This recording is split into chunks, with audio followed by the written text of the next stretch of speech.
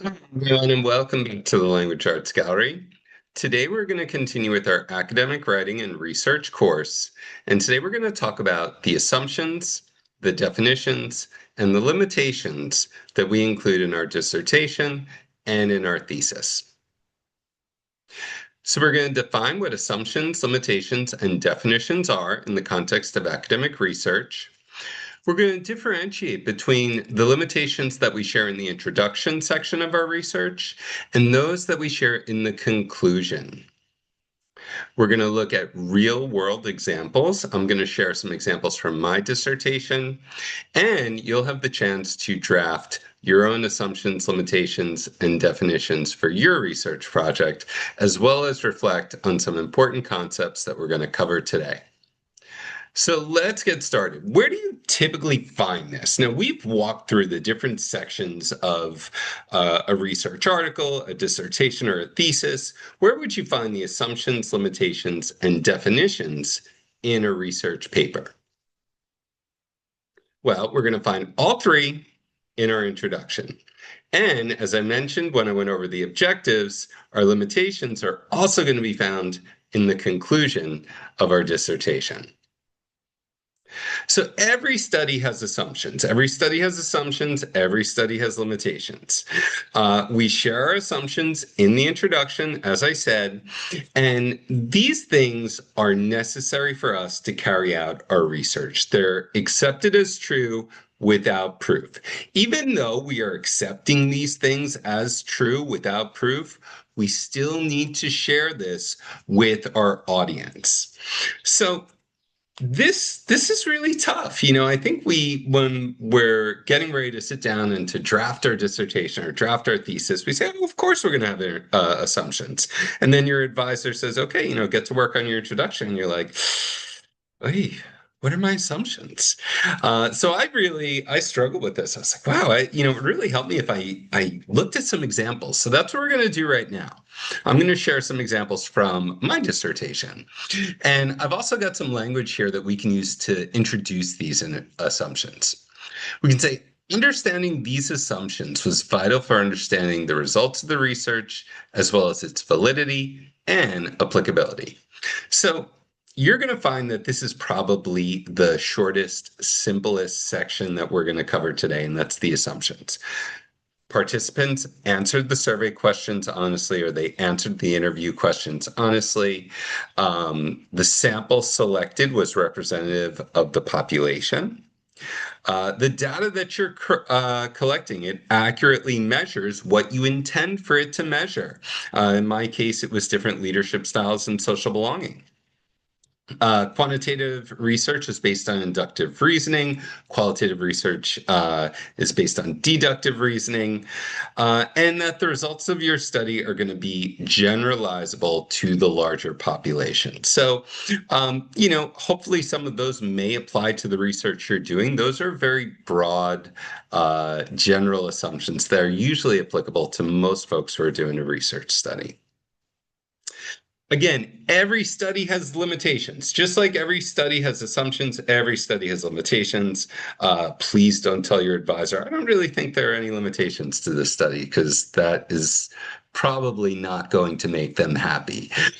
Your limitations establish the scope of your research, but they also establish the boundaries of your research. You're setting expectations for your readers, reasonable, realistic expectations. Now, as we present these in our introduction, it's a bit of a projection. They're hypothetical because you haven't done the study yet. So you don't know in what ways you've been limited, right? You can't say what actually happened because it hasn't happened yet. So these are hypothetical limitations to your study. So let's go ahead and look at some examples. So I highlighted in yellow some things that you might be able to include in your own research. Some are specific to my particular research. So I was dealing with expatriate teachers' sense of social belonging in South Korea. I didn't consider the length of time that teachers had been in South Korea, and that could impact their sense of social belonging. I also did not consider ethnicity. For example, Korean Americans might feel more connected to South Korea. Language ability. If you speak a language, you might be able to integrate more easily. You probably will be able to integrate more easily into a culture, especially in a culture where there's a large language distance, such as coming from an Anglophone country and moving to South Korea. So those are things that were limitations of my study, and there's a reason I didn't consider all those things. Um, the size and the context of the institutions where teachers taught. This might be something that's relevant to your research. Maybe it's with an organization such as a company that you're researching.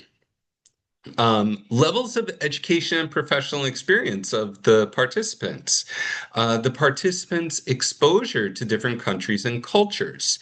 If you're going to a country where there's a large cultural difference, and it's your first time experiencing another country or culture, that could be a very challenging scenario. You might experience culture shock in a way that you wouldn't if your first trip out of America was to Western Europe.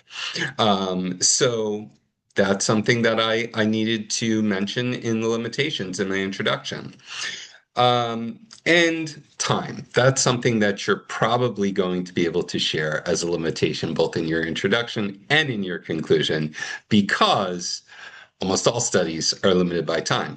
Another thing, very important, even if you're getting funding, you probably have budgetary constraints. So that's going to limit what you can do with this research.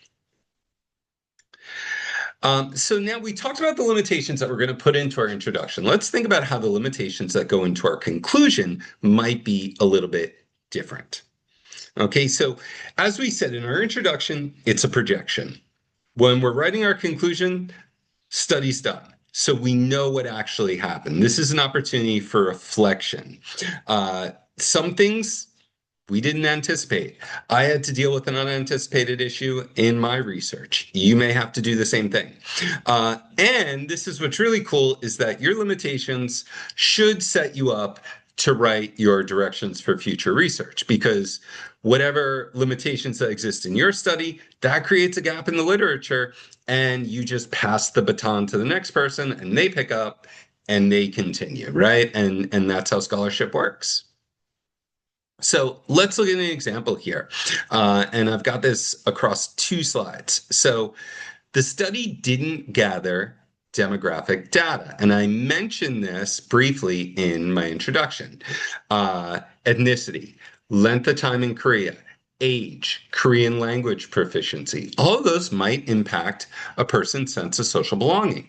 I did that in an effort to ensure anonymity. It was very, very important. And that was just based on my personal experience living and working there. I wanted to ensure that my participants felt comfortable and felt safe answering the survey questions.